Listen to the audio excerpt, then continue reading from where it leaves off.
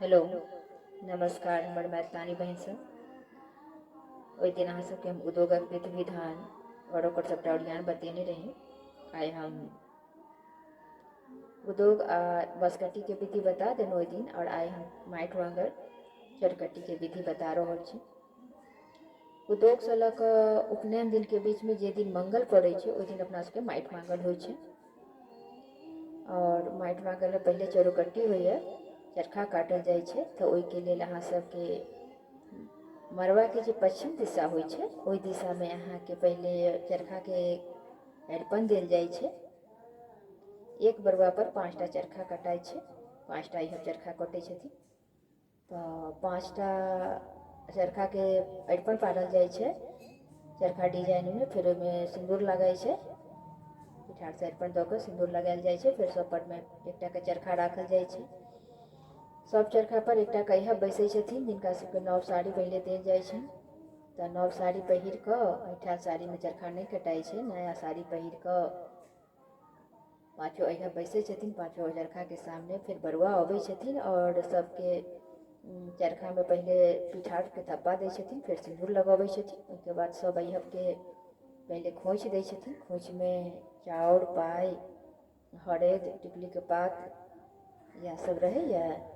तऽ बरुआ सबके खोइछ दऽ कऽ ओहिके बाद सबके रुइ के पीढ़ी दै छथिन। एक पीढ़ी में 5टा के रुइ के बाती जकाँ रहै छै बनल, अपने सब बुझते हेबै। तऽ वह पाँचों के एक एकटा के दै छथिन। और सब अहिया सब चरखा कटै छथिन। हमर सबके तिल सिंदूर पटाइ छनि और गीतनाद होइत रहै छै।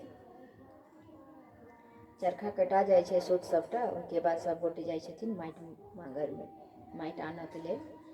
जे आइए जे माटि अबै छै ओहिसँ कुमरम दिन के राति में जे बनै छै ओके कारण ओहिमें कर चूल्हा बनै छै। तऽ ओकर माटि लाबऽ लेल जाइ छथिन सब गोटे जे अहिया कटने रहै छथिन चरखा। तऽ माटि मगर में जाए के लेल एक बरुआ पर 5टा थारी, 5टा सिक्का, 5टा सुपारी, सिंदूर पिठार से लऽ जायल जाइ छै। और माटि के झाँपऽ लेल एकटा लाल या पियर धोती सेहो लऽ जायल जाइ छै। फिर गीतनाद गबैत सब गोटे जाइ छथिन जतऽ मटकोर हुअ के रहै छै ओहि जगह पर में। बरुआ पाँचों थारी में माटि कोरि कऽ दै छथिन। फिर ऊपर में पिठार लगबै छथिन, सिंदूर लगबै छथिन, सब पर में पाइ आ सुपारी दऽ दै छथिन। वह पाइ सुपारी अहाँ के फिर उपनयन दिन भोरहरिया में वह बसात जे बन्हाइ छै से ओही पाइ लऽ कऽ होइ छै। ओकर विधि हम अहाँके बतायब उपनयन दिनक वीडियो में। और माटि जे रहै छै से ओ माटि के अहाँ के कुमरम दिन के राति के लेल चूल्हा बनै छै एही माटि सँ। यदि माटि कम पड़ि गेल तऽ आर लोग मिला कऽ चूल्हा बनबै छथिन। एकटा चूल्हा बनै छै एक बरुआ पर। तऽ सब गोटे अपन जते अहिया चरखा कटने रहै छथिन सबके एकटा के थारी माटि वाला दऽ देल जाइ छै माथ पर में। फिर ओकरा धोती लाल या पियर जे होय ओहिसँ झाँपि देल जाइ छै। गीतनाद गबैत सब गोटे चलि अबै छथि घर। सब अपन अपन चरखा के सामने माटि के राखि दै छथिन। पाइ सुपारी जे रहै छै से घरबैया के दऽ दै छथिन वएह बसात के कारण, वएह बसात में बान्हऽ के लेल। आ माटि धऽ दै छथिन चूल्हा बारऽ के लेल। आ थारी सब अपन अपन लऽ लै छथि, चारू सब अपन अपन थारी धोइ छथि। और ओहिमे हुनका सबके चूड़ा, गुड़, लड्डू सबटा भेटै छनि। राति में सब गोटे के एक थारी के खानो भेटै छनि भाती में। तऽ इएह छलै अपना सबके बसकट्टी के उद्योग के बतेने छलहुँ। आइ छलै माटि मांगल आ चरकट्टी के इएह विधि छलै। यदि एहिमे किछु त्रुटि हुए तऽ ओहिके लेल हम क्षमा चाहै छी।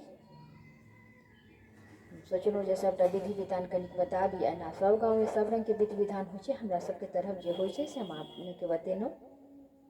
यदि अहाँ सबके हमर वीडियो नीक लागैत हुए या किछु में त्रुटि होय तऽ प्लीज़ कमेंट कऽ के जरूर बताएब। और नीक लागै तऽ लाइक शेयर करब।